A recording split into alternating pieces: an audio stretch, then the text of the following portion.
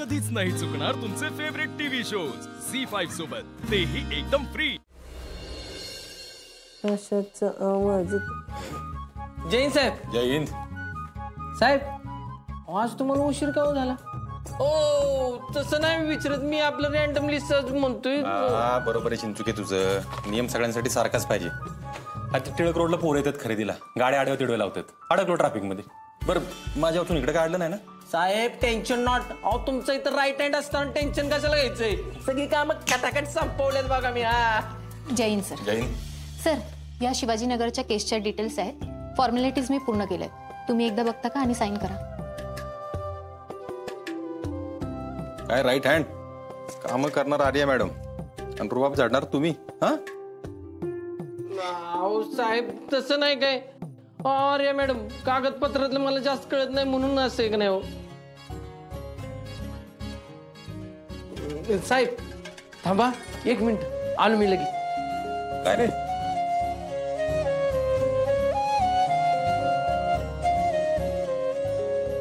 अहो साहेब आर्या मॅडमने ना तुमच्यासाठी 2-2 डबे आणलेत बघा।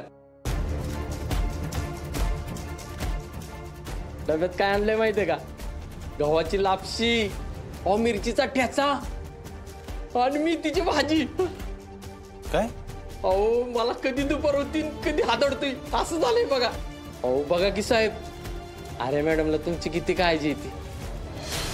आर्या अगं हे कशासाठी उगाच? काय झालं अर्जुन, तुला आवडलं नाही का? तो प्रश्न नाही आर्या, पण तू काल आणली होतीस ना आळूवडी बनवून माझ्यासाठी। हो, पण तुला ते खाता आलं नाही ना, ते सगळं तर तो दीपक खाऊन गेला। अरे ते महत्वाचं नाही, तू माझ्यासाठी केलं होतंस की। असं कसं? ज्याच्यासाठी आणलं त्यानेच नाही खाल्लं तर कसं चालेल? आणि अर्जुन तू एवढे आडेवेडे का घेतोयस? मी हे सगळं तुझ्यासाठी आणते हे तुला आवडत नाही का? अगं आर्या आवडलं न आवडलं हा प्रश्नच नाही, पण तुला रोज माझ्यासाठी काहीतरी करावं लागतं, त्यामुळे तुला त्रास होतोय असं वाटेल ना मला। अहो साहेब त्यात त्रास कसला? अरे मॅडम तुम्ही स्वतःच्या मर्जीने जाणता का नाही डबं? हा पण याची काही गरज नव्हती, म्हणजे माझा डबा असतो घरचा। अहो साहेब तुम्ही डबा आणलेला नाही म्हणून थोडीच आणलाय त्यांनी डबा सर। अहो आपण बनवलेले 2 घास आपल्या माणसाने खावे एवढंच त्यांना वाटतं। अमोलने तू आणि आर्या जवळ येत आहेत की काय याचं टेन्शन घेतलं होतं। आपण काय बघतो याचा विचार आपणही केला पाहिजे ना अर्जुन।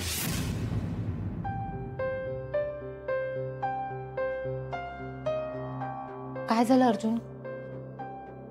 अहो साहेब तुम्ही टेन्शन घेऊ नका, तुम्हाला जाणार नसेल ना राहिलेली लिंब मी हालतो, सुट्टीत देत नाही बघा। चिंचुकी यार नो टेन्शन। चिंचुके मस्करी नको मला। Sorry sir. अरे आतमध्ये मला जरा बोलायचं तुझ्याशी। हो sir.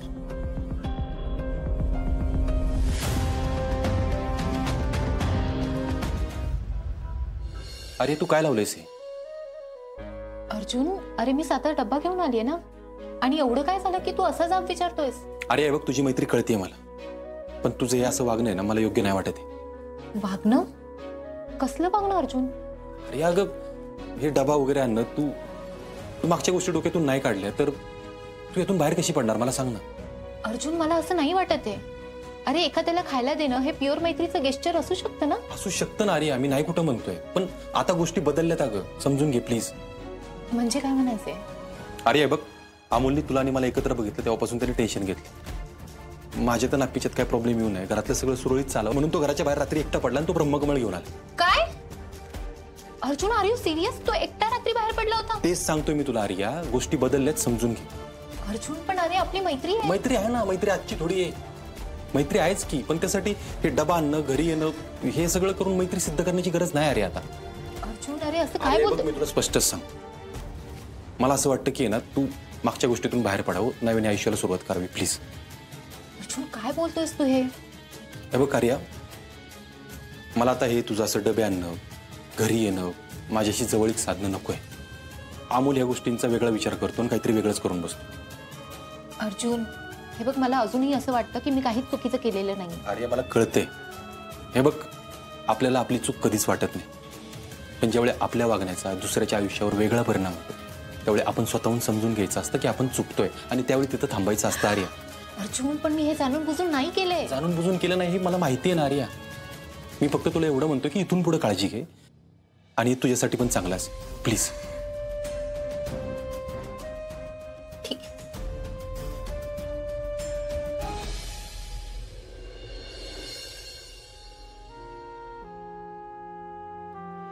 Good morning madam.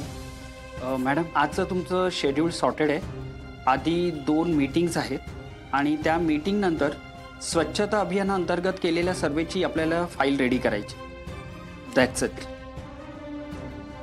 Madam madam sorry, बोला ना काय तोंडे. मॅडम मगासपासून मीच बोलतोय, तुम्ही ऐकला नाहीत? नाही म्हणजे ते जरा मी. मॅडम नक्कीच तुमच्या डोक्यात काहीतरी महत्वाचं शिस्त आहे.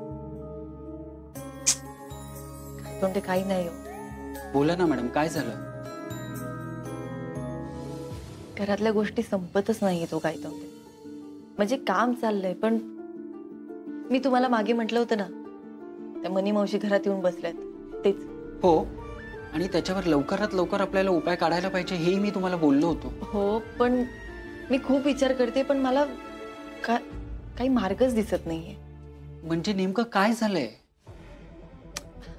गायतोंड्या हो, मनी मावशी जेव्हा घरात आल्या होत्या तेव्हा अर्जुनने सांगितलं होतं की त्यांना लगेच घरातून हाकलून देऊ, पण त्यासाठी मीच नको म्हणते. पण मॅडम मी तुम्हाला मागे बोललो होतो की मनी मावशींना घरात ठेवून तुम्ही एका सापाचा सांभाळ करताय आणि त्यांचं सत्य सगळ्यांसमोर आणून तुम्ही त्यांना चांगलीच अद्दल शिकवाल. गायतोंडे हे एवढं सोपं नाहीये. त्या बाईला अशी अक्कल नाहीये आणि हा त्यांचा स्वभाव पण नाहीये.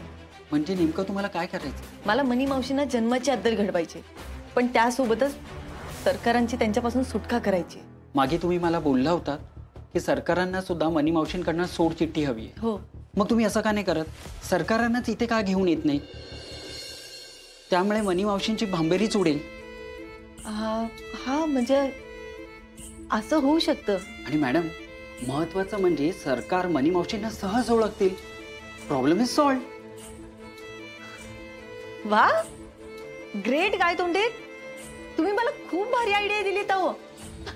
थँक्यू. आता बघा मी काय करते.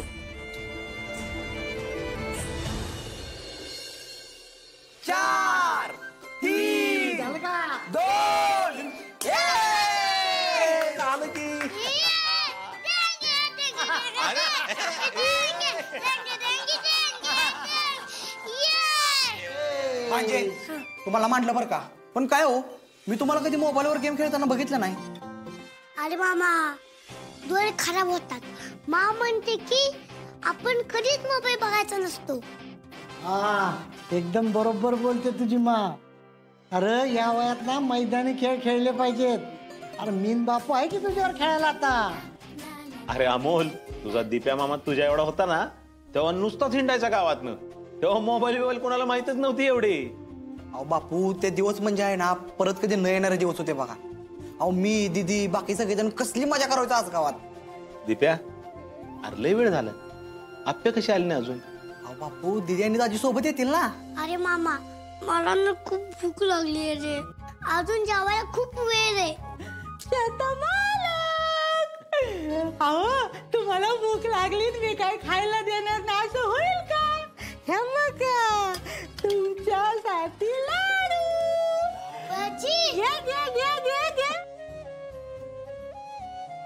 झी5 ॲप डाउनलोड करा आणि पहा सर्व एपिसोड्स एकदम फ्री.